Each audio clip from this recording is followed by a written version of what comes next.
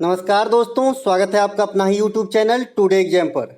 दोस्तों, जैसा कि अभी 57 वीडियो वाली जो क्लास चलाई जा रही है, इसके तहत ये अगली वीडियो आप लोगों के लिए आज ये 35वां वीडियो है।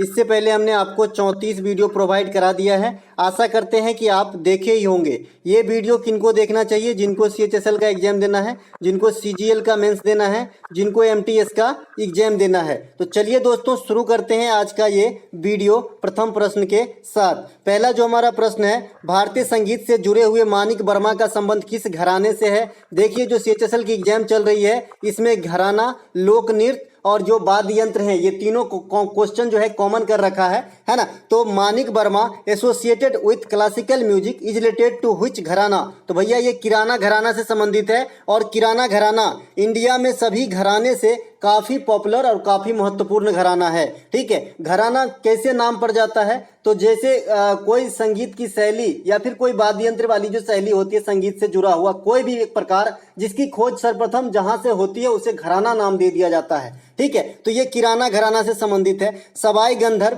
पंडित भीमसेन जोशी, गंगूबाई हंगल, ये सभी के सभी किराना घराना से संबंधित है, जिसमें सबसे पॉपुलर पंडित भीमसेन जोशी साहब हैं। तो ये कई बार इनसे पूछा गया, तो अब आने वाले समय में इनका तो हो गया भाई, 4-5 बार एग्जाम में आ गए, तो दूसरे को भी जगह देंगे, तो यहाँ से क्वेश्चन आ सकते हैं। तो आप मानिक और इनके अलावा सवाई गंधर्व को जरूर ध्यान रखेंगे। इनके अलावा जो आपका पंडित भीमसेन जोशी है, इनके जो है भारत रत्न भी मिला है 2009 में, तो इन्हें भी ध्यान रखेंगे। हालांकि ये पेशकश 2008 में ही की गई थी। इसके अलावा किराना घराना के संस्थापक अब्दुल करीम तथा अब्दुल वाहिद खान हैं। जैसे अगर आपसे पूछ ले कि अभी पूछा गया था कि बनारस घराना के संस्थापक कौन है, तो पंडित राम सहाय है। उसी प्रकार से किराना घराना के संस्थापक कौन है? तो अब्दुल करीम खान और अब्दुल वाहिद खान हैं। किराना घराना हिंदुस्तानी संगीत के अंतर्गत ख्याल शैली के लिए प्रसिद्ध है। देखिए, अपने संगीत में भी कई प्रकार के शैली हैं, है ना, तो उसमें एक ख्याल शैली है। तो इसके लिए प्रसिद्ध कौन से भाई? आपका किराना घराना। तो ये बात भी ध्यान रखेंगे। हालांकि बनारस जो घराना है, वहां भी ख्याल शैली जो है देखी जाती है। ठीक है, तो ये भी ध्यान रखेंगे, बनारस घराना में भी और आपका किराना घराना में भी ख्याल शैली आ जाती है। फैयाज खान, दिनकर कांकनी, इनका संबंध आगरा घराना से है, तो ये ध्यान रखेंगे। पंडित रविशंकर तथा पंडित शिव कुमार शर्मा, ये जो हैं आपके बनारस घराने में ही आ जाते हैं, है ना। तो पंडित रविशंकर किससे संबंधित है भाई? सितार से, है ना। और शिव कुमार शर्मा संतूर से। फिर भी किस घराने से? तो बनारस घराने से। मैंने कहा था बनारस घराने के जो अधिकांश कैरेक्टर हैं, क्या प्ले करते हैं? तबला प्ले करते हैं। जैसे आप लच्छू महाराज सबको जानते होंगे। ठीक है, तो ये सब ध्यान रखें। इनके अलावा इन दोनों साहब को भी ध्यान रखें, पंडित रविशंकर साहब और पंडित शिव कुमार साहब को। ठीक है, ये संतूर और सितार भले प्ले करते हैं, लेकिन जुड़े हैं बनारस घराने से माने जाते हैं। ठीक है, और बनारस घराने के संस्थापक कौन है? राम सहाय साहब। तो ये बात ध्यान रखेंगे। अगर बिरजू महाराज साहब का पूछ दे तो आप क्या बताओगे? लखनऊ घराना, है ना। इनके अलावा निपुण भारत कार्यक्रम की शुरुआत किस मंत्रालय के द्वारा किया गया था? Nipun India program was started by which ministry? Nipun के द्वारा जो है ये आपका 2021 में शिक्षा मंत्रालय के द्वारा इसे इंट्रोड्यूस करवाया गया था। निपुण जो है शिक्षा मंत्रालय के द्वारा 2021 में आया था। शिक्षा मंत्रालय के तत्कालीन जो उस समय मंत्री थे, यानी शिक्षा मंत्री, ये कौन थे? रमेश पोखरियाल निशंक के द्वारा इन्हें जो है इंट्रोड्यूस करवाया गया था या लॉन्च करवाया गया था। रमेश पोखरियाल भारतीय राज्य उत्तराखंड के हैं, गढ़वाल रीजन से हैं, है ना, तो इन्हें भी ध्यान रखेंगे। इनके अलावा वर्तमान जो शिक्षा मंत्री हमारा धर्मेंद्र प्रधान साहब हैं, है ना। इस योजना का लक्ष्य क्या था? कि जो बच्चा है उनमें आधारभूत शिक्षा तथा संख्यात्मक ज्ञान का विकास करना, इस पे विशेष बल देना। क्या होता है कि बच्चे को अगर 2 का पहाड़ा आप रटा दो तो रट लेते हैं, है ना, उनके मतलब समझ में नहीं आते। तो ये जो अभिरुचि है, ये जो क्षमता है ना, संख्यात्मक ज्ञान का, उनका विकास करने पे विशेष फोकस किया जाएगा इस जो है स्कीम निपुण के तहत। समझ गए। इनके अलावा प्रधानमंत्री सुरक्षा बीमा योजना की शुरुआत 2015 में हुई थी, तो ये तो आप सभी जानते हैं, एक्सीडेंटल रिस्क कवर करते हैं 2 लाख रुपए की, है ना। तो यहां से इतने इंपॉर्टेंट ये चीज नहीं है कि कब हुआ था। इसमें जो इंपॉर्टेंट है, जहां से क्वेश्चन अभी तक बनते आया है कि भाई इसमें एज की बॉन्डिंग क्या है, तो एज की बॉन्डिंग 18 से 70 वर्ष तक के आदमी को जो है इसमें लाभ मिलता है, प्रधानमंत्री सुरक्षा बीमा योजना। ठीक है, इसमें जो है मासिक कुछ राशि जो है आपको अदा करना पड़ता है, मेरे ख्याल से 12 रुपए है ना। इनके अलावा ऑपरेशन ग्रीन योजना, ये 2020 में खाद्य प्रसंस्करण को बढ़ावा देने के उद्देश्य से चालू करा गया था। जैसे आपने हरित क्रांति का नाम सुना होगा, हरित को भी अंग्रेजी में ग्रीन ही कहते हैं, है ना। हरित को जो है अंग्रेजी में ग्रीन ही कहते हैं। तो इससे आप रिलेट करके इन्हें याद रख सकते हैं कि ऑपरेशन ग्रीन किससे संबंधित है, तो खाद्य से ही संबंधित है, अनाज से ही संबंधित है ना। तो ये बात भी ध्यान रखेंगे। अब हरित क्रांति की बात हो गई तो थोड़ा सा बता दूं, हरित क्रांति वर्ल्ड स्तर पे नॉर्मन बोरलॉग के द्वारा जो है लाने का इन्हें श्रेय दिया जाता है, और भारत में MS स्वामीनाथन साहब को जो है इनका श्रेय दिया जाता है। अगर आपसे पूछे कि भारत में हरित क्रांति सबसे पहले किस स्टेट में दस्तक दिए, तो पंजाब में। कौन से ईस्वी में, 1967 ईस्वी में। सबसे अधिक असर गेहूं पर। और अगर आपसे ऑप्शन में गेहूं दे के भी अमेरिकन गेहूं, कैनेडियन गेहूं, फ्रेंच गेहूं, मैक्सिकन गेहूं ऑप्शन में दिया गया है भाई, ऐसे क्वेश्चन तभी बता रहा हूं, कोई भी बात हवा में नहीं करते हम, है ना। तो जो आपका मैक्सिकन गेहूं है उसको आंसर मारिएगा। मैक्सिकन गेहूं पे ये सबसे अधिक जो है असर डाला था। हरित क्रांति के कई दौर आए इंडिया में। पहला दौर आया 1967 में, इंट्रोड्यूस हुआ पंजाब आदि के क्षेत्र में। सबसे अधिक जो है गेहूं पर असर डाला, स्वामीनाथन साहब लाए। तो ये तो थे हरित क्रांति की बात। यहाँ पे हम ऑपरेशन ग्रीन को समझ रहे हैं जो खाद्य प्रसंस्करण से बढ़ावा देने से संबंधित है। नीट 30 शिक्षा मंत्रालय के द्वारा शुरू किया गया है। चूंकि ये वर्तमान शिक्षा मंत्रालय जो के मंत्री हैं धर्मेंद्र प्रधान, इनके द्वारा ही चलाया गया है नीट 30। यह स्नातक या उससे उच्च क्लास के बच्चे को जो है फायदा पहुंचाने वाली स्कीम है। इनके अलावा अनुच्छेद 39A का संबंध किससे है? What is article 39A related to? तो भैया ये क्या है? निःशुल्क कानूनी एवं विधिक न्याय। ये किसके अंतर्गत आ जाएगा? DPSP के अंतर्गत। आपको कैसे पता? क्योंकि ये भाग 4 है और भाग 4 में आर्टिकल 36 से लेकर 51 तक के आर्टिकल कवर होंगे। तो मैंने 36 से 51 के बीच वाला देख लिया, इसीलिए मैं समझ लिया कि ये DPSP का आर्टिकल है ना। अनुच्छेद 43 ये क्या कहता है कि सभी कर्मचारियों के लिए जो जीवन का स्तर है या फिर सामाजिक या सांस्कृतिक अवसर है उनको जो अच्छा से अच्छा बनाना, इस प्रकार की बात कहते हैं। इसके अलावा जो आपका अनुच्छेद 46 है ये कहता है कि समाज में जो कमजोर वर्ग है, जैसे SC वर्ग, ST वर्ग, महिला या फिर जो भी कमजोर है आर्थिक या कोई अन्य रूप से, तो इन्हें जो है मदद पहुंचाना। इनके अलावा संविधान के जो DPSP है ये कहां से लिया गया है? आयरलैंड के संविधान से लिया गया है। भाग 4 में 36 से 51 के बीच में वर्णित है। ये तो मैं सारा आर्टिकल एक एक करवा चुका हूं। 40 ग्राम पंचायत वाला, 44 सिविल नागरिक कोर्ट वाला अंतिम दिन पूछा गया था। ये जो CHSL हुआ है आपका 2 दिन पहले, जो शुक्रवार को हुआ था उसमें। इनके अलावा 48 गोहत्या निषेध, 50 आपका जो है कार्यपालिका से न्यायपालिका का पृथकीकरण, 51 जो है आपका अंतर्राष्ट्रीय शांति सुरक्षा, और 51 का ये जो है मौलिक कर्तव्य। ये तो मैं आपको बता चुका हूं। इनके अलावा जो DPSP है ये किसी न्यायालय के द्वारा परिवर्तनीय नहीं है। इसका मतलब क्या है? ये कभी बदलता नहीं है। इनके अलावा मिजोरम के कौन से नृत्य है ना ख्वांगची उत्सव के दौरान की जाती है? ठीक है, तो भाई जो मिजोरम के जो आपका नृत्य है, which dance of Mizoram are perform during the Khuangchawi festival. तो जो ख्वांगची फेस्टिवल के मतलब आपका अवसर पे नृत्य किया जाता है, इनका नाम है ख्वालम नृत्य। क्या नाम है? ख्वालम नृत्य इनका नाम है। मिजोरम की यह नृत्य का शाब्दिक अर्थ क्या होता है? अतिथियों का नृत्य होता है ना। इसका शाब्दिक अर्थ है आपका अतिथियों का नृत्य। तो इन्हें भी ध्यान रखेंगे। ख्वालम नृत्य में पुंडुम नामक पोशाक पहनी जाती है। कई बार क्या होता है, जो पूर्वारी साइड है उधर का आपका पोशाक ही पूछ दिया जाता है कि ये पोशाक किस राज्य में चलती है या फिर ये क्या है। ठीक है, तो आपको ध्यान रखना है। मिजोरम में एक त्योहार होता है ख्वालम नृत्य होता है, जिसमें आपका एक ये पोशाक पहना जाता है जिनका नाम पुंडुम है ना। ये हाथ से बनाया हुआ पोशाक होता है। मिजोरम का अन्य त्योहार जो है चेराव, ये काफी फेमस है। चेराव आप भी जानते होंगे, इसे बांबू नृत्य या बांस डांस भी कहते हैं,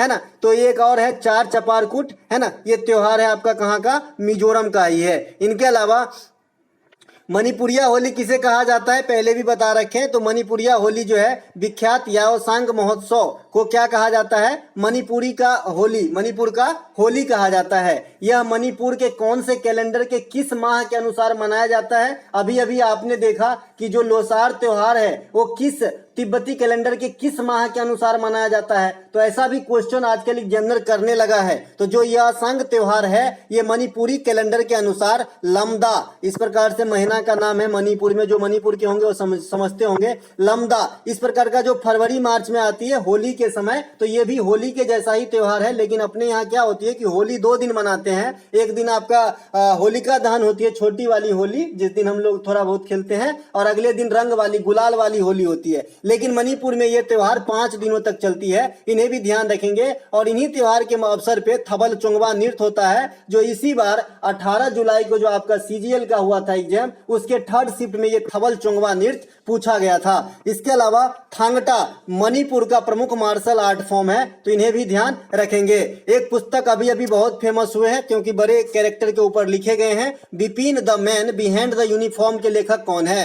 who is the author of Bipin the man behind the uniform? तो ये है रचना बिष्ट रावत। रचना बिष्ट रावत जो है ये आपके बिपिन साहब जो है, बिपिन रावत साहब जो हमारे भूतपूर्व सीडीएस थे, अब इस दुनिया में नहीं है, तो उनके ऊपर लिखा गया ये पुस्तक है। यह पुस्तक स्वर्गीय बिपिन रावत सर के जीवन के ऊपर आधारित पुस्तक है। बिपिन रावत भारत के प्रथम सीडीएस थे। बिपिन रावत साहब को 2022 में पद्म विभूषण से सम्मानित करा गया था। भारत के वर्तमान सीडीएस कौन है, यानी सेकंड सीडीएस कौन है? तो अनिल चौहान है। ये भी उत्तराखंड राज्य से ही ताल्लुक रखते हैं। रावत साहब भी उत्तराखंड के राज्य के ही रहने वाले थे। रचना बिष्ट की अन्य जो पुस्तक है द ब्रेव परमवीर चक्र स्टोरी 1971, ये किनके पुस्तक है? रचना बिष्ट के। ये जो है देशभक्ति के ऊपर जो है ज्यादातर किताब लिखती हैं। इनके अलावा बेरोजगारी के किस स्थिति को चक्रीय बेरोजगारी कहा जाता है? तो बेरोजगारी भी कई प्रकार के होते हैं, आप जानते हैं। Which situation of unemployment is called cyclical unemployment? तो भैया अर्थव्यवस्था में जो उतार चढ़ाव आता है, जो गतिरोध या फिर मंदी या तेजी उत्पन्न होती है, उसके कारण जो आपका बेरोजगारी उत्पन्न होता है, तो ऐसे बेरोजगारी को जो है चक्रीय बेरोजगारी, साइक्लिकल बेरोजगारी कहा जाता है। अर्थव्यवस्था में बदलाव के कारण बेरोजगारी का दर जो है यार अनुमान कौन लगाता है? तो राष्ट्रीय नमूना सर्वेक्षण संगठन ही लगाता है। और कल मैंने आपको बताया था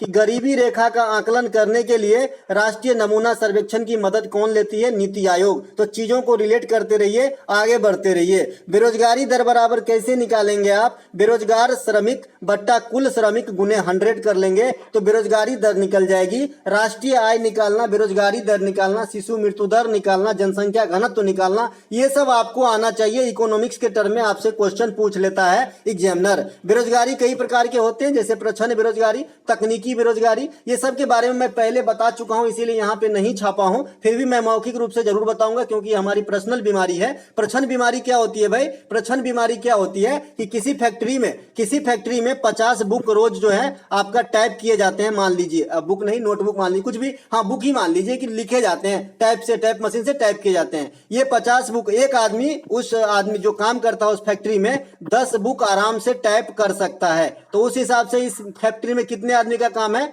5 मैन का काम है। लेकिन इसी फैक्ट्री में इतने ही काम को करने के लिए 10 आदमी को लगा के रखा गया है। तो स्वाभाविक सी बात है, काम कम ले रहा है तो पैसा कम देगा। तो ऐसी स्थिति में क्या होता है कि जो ये आदमी है ये तो रोजगार में लगे हैं, लेकिन पूर्णतः न तो रोजगार में है और ना ही बेरोजगार हैं। ठीक है, मतलब ये क्षमता के अनुसार परफॉर्म नहीं कर पा रहे हैं और इनके पास दूसरा ऑप्शन नहीं होता है। तो ऐसी स्थिति में जो बेरोजगारी उत्पन्न होती है इसे हम प्रच्छन्न बेरोजगारी कहते हैं। एक आपका तकनीकी बेरोजगारी है। तकनीकी बेरोजगारी क्या है भैया? जैसे अभी आप देखे होंगे रेलवे के अंदर बहुत सारी जो बेरोजगारी उत्पन्न हो रही है, जो वैकेंसी नहीं आ रही है, इसमें तकनीकी बेरोजगारी का बहुत बड़ा हाथ है। जैसे कैसे बताइए? अब हर चीज ऑटोमेटिक हो गई। अब आप जाइए, ऐसा एटीबीएम मशीन लगा है, आप यहाँ पे अपने बटन रूट सेलेक्ट कीजिए, आपका जो है अकाउंट एक एटीएम का कार्ड के जैसा रहेगा, कार्ड डालिए, आपका जो है उस कार्ड से पैसा कट जाएगा, बैलेंस है ना, और आपको जो है टिकट एक निकल के आ जाएगी। तो जो टिकट पहले आदमी काटता था अब जो है मशीन काट रहा है। तो ऐसी स्थिति में जो बेरोजगारी उत्पन्न हुई इसे हम तकनीकी बेरोजगारी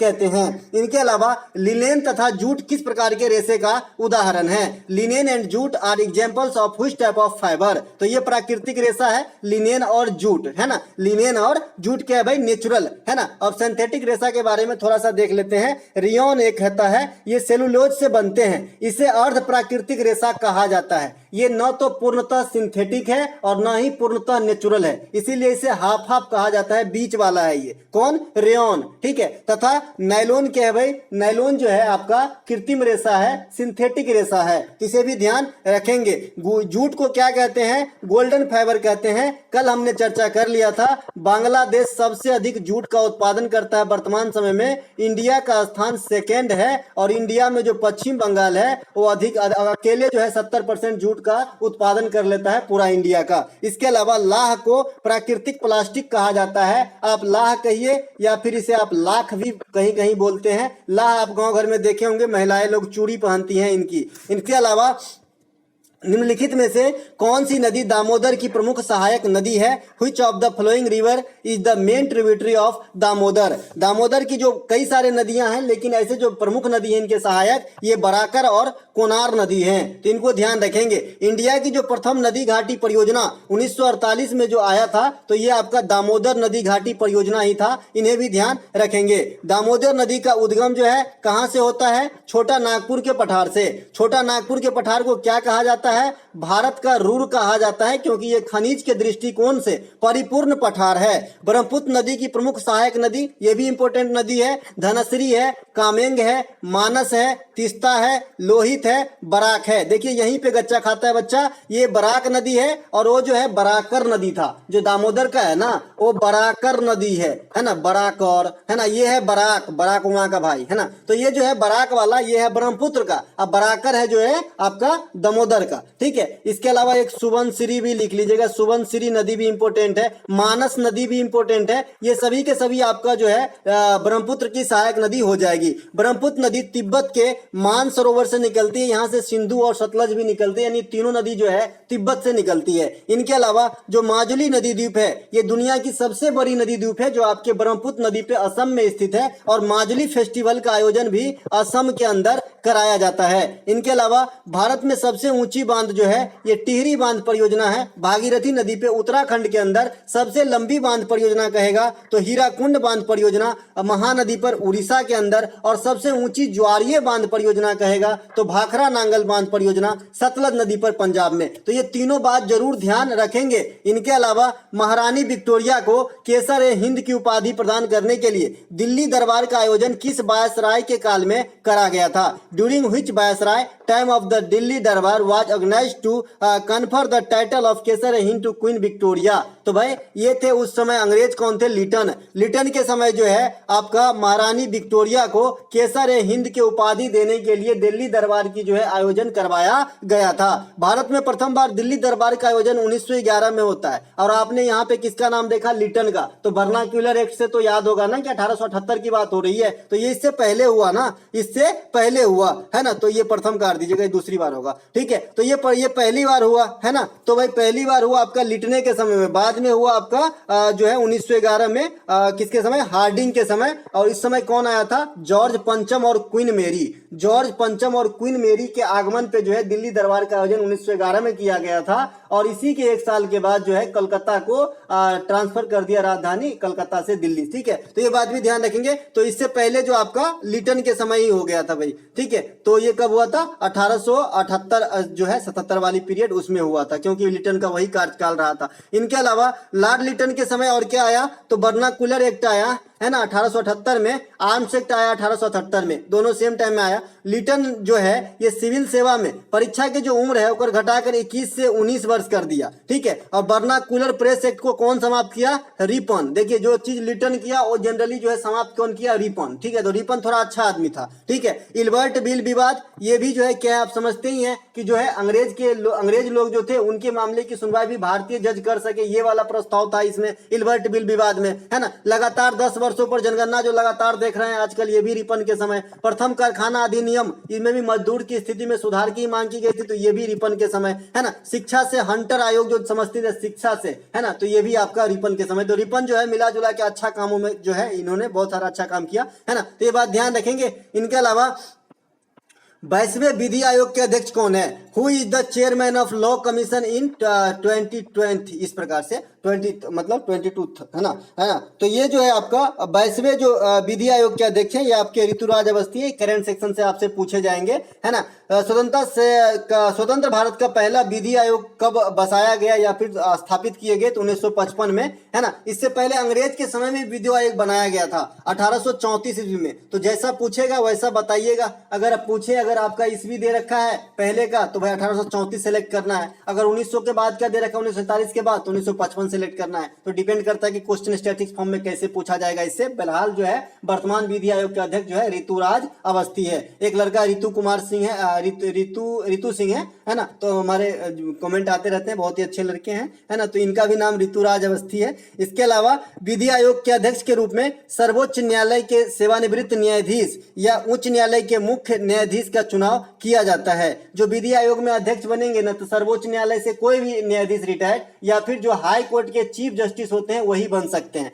इनके अलावा आपराधिक प्रक्रिया पहचान अधिनियम 2022 विधि आयोग के द्वारा प्रस्तावित किया गया या पेश किया गया। देखिए इस प्रकार के क्वेश्चन जो है काफी आजकल पूछे जाते हैं। जैसे अभी आपने देखा होगा जो भगौरा अधिनियम बना था तो ये पूछ दिया था, तो भगौरा अधिनियम में नियम क्या था बता दिए थे वहीं पर ही कि भाई भगौरा अधिनियम जो है ये देश में लोग जो पैसा वैसा लेके बहुत वजह से नीरव मोदी एग्जाम्पल के रूप में समझ जाइए तो खुद ही समझ जाएंगे, तो ये भी पूछ दिया गया था। तो इसीलिए आपराधिक प्रक्रिया पहचान अधिनियम भी पूछे जा सकते हैं कल हो के भैया, कोई बड़ी बात नहीं है। इतिहास में किस शासक को श्रेणी की संज्ञा दी गई है, ठीक है, तो भाई श्रेणी किस शासक को कहा जाता था इतिहास में, तो ये कहा जाता था आपका किसे जो है बिंबिसार को, जो किस वंश के थे हर्यक वंश के शासक बिंबिसार को श्रेणी की संज्ञा दी गई है। बिंबिसार हर्यक वंश के शासक थे। राजधानी इनकी कहाँ थी, गिरिब्रिज या राजगिरी। बिंबिसार का पुत्र कौन थे, अजातशत्रु, पिताजी का हत्या करके गद्दी पे बैठे, इनको क्या कहा जाता था, कुनिक। प्रथम बौद्ध संगति का आयोजन अजातशत्रु के समय हुआ था कहाँ पे,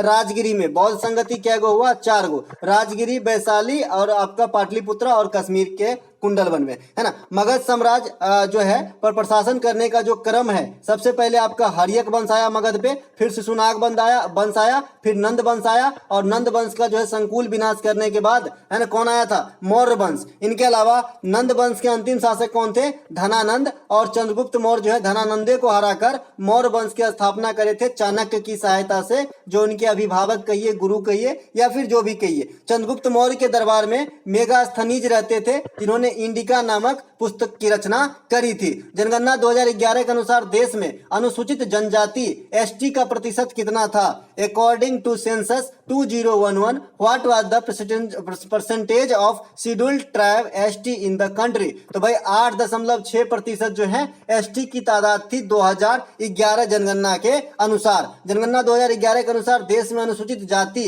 एससी की संख्या 16.6% है। ये काफी गुड क्वेश्चन है जो आपके एग्जाम में आएंगे, क्योंकि जनगणना से शायद टीसीएस के पास अब जो है इस प्रकार के क्वेश्चन नहीं बचे हैं कि आपको पूछे, ठीक है। अगर पूछना है तो बहुत इजी भी पूछ देता है भाई, लेकिन अगर भारी तक पहुंचेगा तो यही सब है, ठीक है। देश में सबसे अधिक अनुसूचित जनजाति मध्य प्रदेश के अंदर लगभग 21% निवास करते हैं। जैसे अभी आपने देखा कि भाई अर्बन पॉपुलेशन कितना है इंडिया का, तो लगभग 32% है। ग्रामीण इसमें से घटा लेंगे तो ग्रामीण निकल जाएगा भैया, है ना। तो ये सब जो है अब यहाँ पर पहुंच रहे हैं, इसीलिए मैंने आज जो है एससी और एसटी इनकी परसेंटेज बताया, और इसी पे मैं अब आज जो है फोकस करूंगा। तो सबसे अधिक अनुसूचित जनजाति आपने देखा मध्य प्रदेश में, सबसे कम देखिए मेघालय में। उत्तर प्रदेश में सबसे अधिक अनुसूचित जाति है यानी एससी है, और सबसे कम अनुसूचित जाति जो है ये आपका मिजोरम में है। तो दोनों बात ध्यान रखेंगे, ज्यादा कम, और परसेंटेज 8.6 और उसका दुगुना कर लीजिएगा 16, ठीक है। इनके अलावा यहाँ पे ये ग्राफ है, जनगणना पे पूरी वीडियो आपके डिस्क्रिप्शन में पड़ी है तो आप देख सकते हैं। और ये पीडीएफ जो अगर आपको लेना है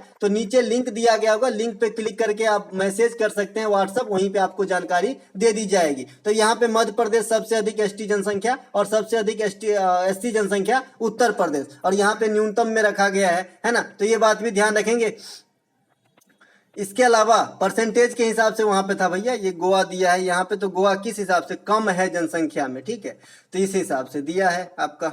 इसके अलावा हाल में ही कौन से बैंक मुंबई इंडियंस की टीम का आधिकारिक बैंकिंग भागीदार बन गया है, Which bank has recently become the official banking partner of the Mumbai Indians team. तो आईपीएल के टीम से जैसे ही कोई नया कदम उठता है ना, आपसे क्वेश्चन एग्जाम में धर से पूछ लेता है ना। तो आपको यहाँ भी ध्यान रखना है कि जो मुंबई इंडियंस का पार्टनर बैंक बना है ये आईडीएफसी फर्स्ट बैंक बना है। इस बैंक की स्थापना 2015 में एज ए बैंक के रूप में किया गया था, क्योंकि इसकी स्थापना जो है एक कंपनी के रूप में किया गया था 1997 में, तब ये बैंक का दर्जा इन्हें नहीं प्राप्त हुआ था। आपको पता है कि किसी भी कंपनी को या भी किसी भी बैंक बैंक को बैंक बनने के लिए आरबीआई में पंजीयन कराना पड़ता है। तो उस समय इनके पास बैंक की लाइसेंस नहीं थी, तो 2015 में ये बैंक बना और 1997 में जो है कंपनी के रूप में स्थापित हुए थे। आईपीएल का पहला यूनिकॉर्न टीम कौन है? सीएसके और मुंबई इंडियंस जो है सेम टाइम जो है आपका मतलब सेम बार जो है क्या जीता है? टाइटल जीता है। इनके अलावा वर्तमान में बीसीसीआई के अध्यक्ष रोजर बिनी है। बीसीसीआई की स्थापना डायरेक्ट आपसे पूछते हैं तो 1928 में बीसीसीआई की स्थापना करी गई थी। इसके अलावा निम्नलिखित में से भारत के संविधान में कौन सा शब्द को शामिल नहीं किया गया है? Which of the following words is not included in the Constitution of India? तो भारत के संविधान में जब भी शब्द से क्वेश्चन आता है तो आपको एक चीज ध्यान रखना है कि प्रस्तावना से ही क्वेश्चन आता है। जो प्रस्तावना होती है ना, जो हम लोग स्कूल में पढ़ते हैं प्रे से पहले, तो भैया यहीं से क्वेश्चन जो है आपके आते हैं कि भाई प्रस्तावना, ये नहीं लिखा रहेगा कि प्रस्तावना में, ये लिखा रहेगा कि भारत के संविधान में निम्न में से कौन से शब्द जो है अटैच नहीं है। ठीक है, तो यहाँ पे मैंने आंसर में आपको बजट बता दिया है, लेकिन ये कभी आपके ऑप्शन में नहीं रहेंगे क्योंकि मैं आपको सब्जेक्टिव टाइप से पढ़ाता हूँ, इसीलिए यहाँ पे मुझे ऑप्शन तो दिए नहीं हम, इसलिए बजट लिख दिए हैं। फिर बहरहाल मैं बजट की भी बात कर लूंगा क्योंकि ये भी जो है भारत के संविधान में शामिल नहीं है। यह प्रश्न सामान्यतः उद्देशिका से वर्णित शब्दों को रिलेट करके पूछा जाता है, यहाँ पे मैंने आपको लिख दिया है। भारतीय संविधान के प्रभुत्व, भारत के संविधान में जो है प्रभुत्व संपन्न शब्द का विलेख है, पंथ निरपेक्ष है, समाजवादी है, लोकतंत्रात्मक है, एकता, अखंडता, समता, बंधुता आदि शब्दों का इस्तेमाल करा गया है। प्रस्तावना को संविधान का कुंजी भी कहा जाता है और जो भीमराव अंबेडकर साहब आर्टिकल 32 को संविधान का आत्मा माना है।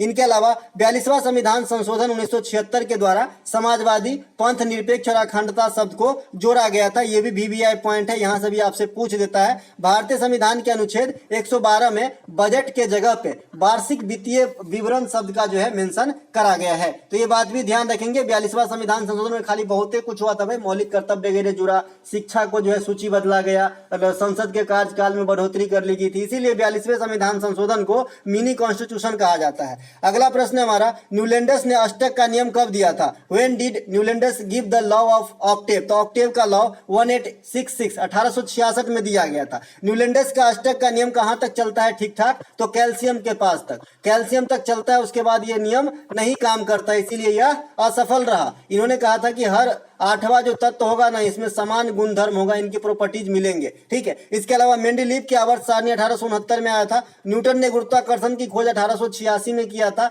है ना। इसके अलावा हुक ने 1665 में आपका जो है कोशिका की खोज करा था। जीवित कोशिका की खोज 1674 में लुवेन हॉक ने करा था। तो ये सब कुछ बातें आपको ध्यान रखना है। इनके अलावा सापेक्षता का सिद्धांत, न्यूट्रॉन की खोज, ये दोनों मैं बता चुका हूँ। डाल्टन के परमाणु सिद्धांत कब दिए थे ये बता चुका हूँ, है ना। तो ये सब बात ध्यान रखेंगे। न्यूटन ने शीतलन का भी नियम दिया है और गति के 3 गो नियम दिया है। बताया जाता है कि न्यूटन की जो गति के नियम है सबसे पहले प्रिंसिपिया नामक बुक में छपा था, तो ये बात भी ध्यान रखेंगे। इनके अलावा त्रिक का नियम जो है ये आपको कौन दिए है? डब्ल्यू डेबोनियर, इसका नाम डेबोनियर है, इस प्रकार से, कीबोर्ड सपोर्ट नहीं करता है, डेबोराइनर इस प्रकार से नाम है, डेबोराइनर। ठीक है, ध्यान रखेंगे। इनके अलावा विमेन इमर्जिंग एशिया कप 2023 के उप विजेता कौन है? Who is the runner of the women's emerging Asia cup 2023? तो बांग्लादेश जो है इंडिया के ए टीम जो है इस कप में भाग लिए थे, इमर्जिंग एशिया कप 2023। तो इसमें बांग्लादेश को 31 रनों से हराकर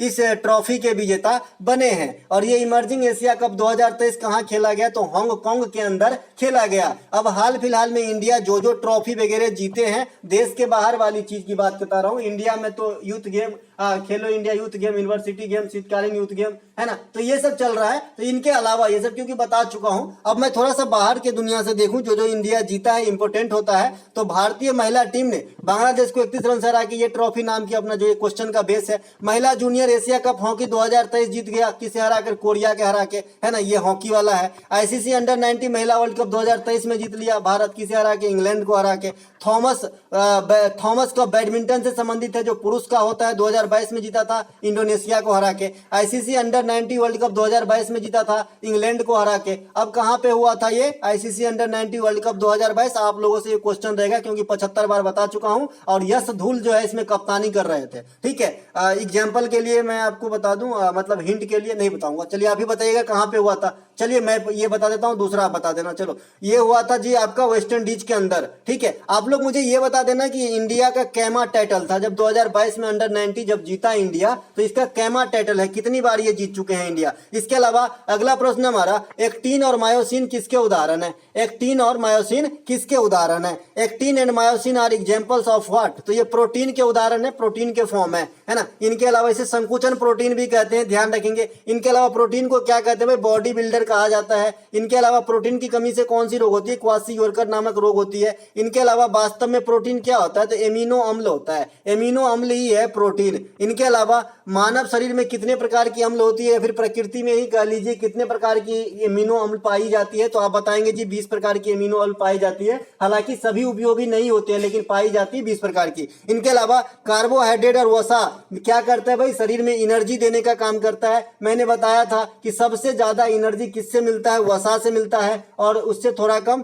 कार्बोहाइड्रेट से। वसा के 1 ग्राम में लगभग 9 ग्राम के 9 कैलोरी मिल जाती है, और कार्बोहाइड्रेट में 4.2 कैलोरी के समथिंग मिल जाती है। कार्बोहाइड्रेट कई प्रकार के होते हैं, आपको बता चुके हैं हम कि कार्बोहाइड्रेट भाई कई प्रकार के होते हैं, मोनोसैकेराइड, डाइसैकेराइड, पॉलीसैकेराइड, एक वाला, 2 वाला और बहुते वाला। इनके अलावा जल में घुलनशील विटामिन कौन कौन से? बी और सी। ओसा में घुलनशील ए, ई, डी, के। अब डी और के को आप कोष्ट में देख रहे होंगे, ये इसलिए है कि आपसे क्वेश्चन एग्जामिनर कर लेता है कि कौन से विटामिन का संश्लेषण शरीर में हो सकती है, तो आपको बताना है डी और के का संश्लेषण कोशिकाओं के द्वारा यानी शरीर के अंदर हो सकती है, और सभी विटामिन हम बाहर से जो है इनटेक करते हैं, क्योंकि विटामिन का निर्माण शरीर में नहीं होता है। ठीक है, तो ये बात भी ध्यान रखेंगे। इनके अलावा इथेनॉल का सूत्र क्या होता है? इथेनॉल का सूत्र क्या होता है? What is the formula of ethanol? Ethanol है ना, इथेनॉल फैक्ट्री वगैरह में यूज होता है भाई, है ना। तो इथेनॉल का सूत्र क्या होता है? देखिए मैंने आपको बताया था कि किसी भी कार्बनिक कंपाउंड में अगर आप OH लगाएंगे तो ये क्या बन जाता है? एल्कोहल बन जाता है। क्या बन जाता है? एल्कोहल बन जाता है। यहाँ पे आपको OH दिख रहा होगा, मतलब ये भी एल्कोहल ग्रुप में है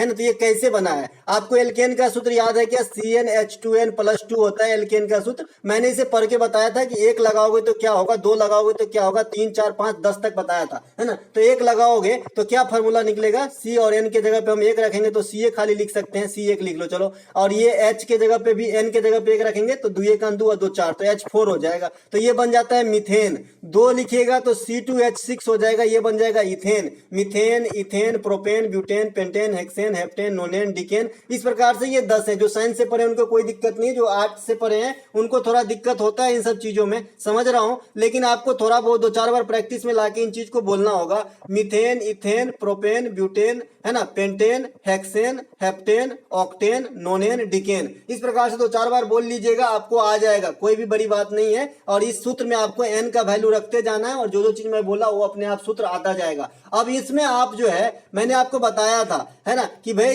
इसमें जो है आपको एक हाइड्रोजन को हटा के उसके ऊपर जो ये फंक्शनल ग्रुप है ये लगाना पड़ता है, तब ये चीज बनती है। ठीक है, तो अभी आपने यहाँ पे C2H5 देख रहे हैं, इसका मतलब ये C2H6 रहा होगा, पहले ये इथेन रहा होगा। आपको ये दूसरे लैंग्वेज में भी क्वेश्चन पूछा जा सकता है कि इथेनॉल का निर्माण किससे आप कर सकते हैं, तो ऑप्शन में इथेन होगा, तो उससे आप कर सकते हैं। इस इथेन से एक हाइड्रोजन को हटा दीजिए तो क्या बचेगा? C2H5 बचेगा, और इसमें आपको ऐड कर दिया है क्या? OH। ठीक है, तो ये हो गया आपका क्या? इथेनॉल का सूत्र। ठीक है, तो ये बात भी ध्यान रखेंगे, यही आपके फंक्शनल ग्रुप है, नीचे मिथेनॉल है, ये मीथेन से बना होगा। CH4 से एक हाइड्रोजन हटाया तो क्या बचा? CH3, और इसमें OH जोड़ दिया, ये सूत्र है आपका मिथेनॉल का। इथेनॉल, मिथेनॉल, है ना। तो इस प्रकार से भैया ये नीचे जो आपका ये ग्राफ है, ये आप फंक्शनल ग्रुप है, आप जोड़ते जाइए, नाम बदलता जाएगा। जैसे अभी आपसे पूछा था, जो बेंजीन में जोड़ते हैं ना, बेंजीन में जोड़ते हैं, आपका यहाँ पे OH जोड़ रहे हैं, CHO जोड़ते हैं तो बेंजल्डिहाइड बन जाता है ना। जैसे बेंजीन का सूत्र क्या होता है, ये आपसे पूछा गया था, C6H6 होता है बेंजीन का।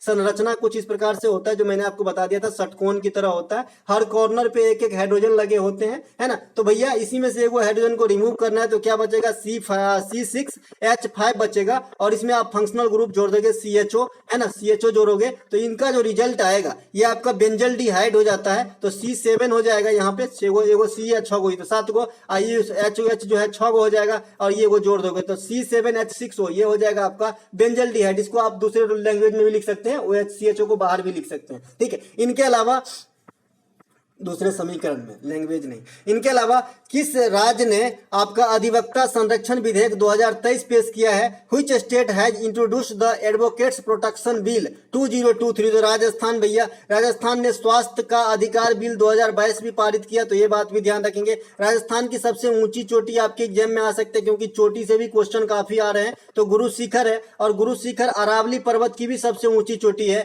और अरावली पर्वत दुनिया की सबसे पुरानी पर्वत श्रृंखला भी है। ठीक है, इसके अलावा कल मैंने बहुत सारे पर्वत चोटी की बात कर लिया था कि किस स्टेट की कौन कौन सी चोटी है। साउथ इंडिया की सबसे ऊंचा कौन है, नॉर्थ इंडिया की सबसे ऊंचा चोटी कौन है, वेस्टर्न घाट का सबसे ऊंचा कौन है, ईस्टर्न घाट का सबसे ऊंचा कौन है, इंडिया का सबसे ऊंचा कौन है, विश्व में सबसे ऊंचा कौन है। तो ये मैंने कल बात कर ही लिया था, इसीलिए विशेष बात इस पे नहीं करेंगे, है ना। पीडीएफ वाली बात अगर करनी है, पीडीएफ अगर आपको ये वाली चाहिए तो नीचे लिंक दिया गया है, व्हाट्सएप मैसेज कर लीजिएगा, लिंक क्लिक करके। हम मिलेंगे अगले वीडियो में, तब तक के लिए जय हिंद।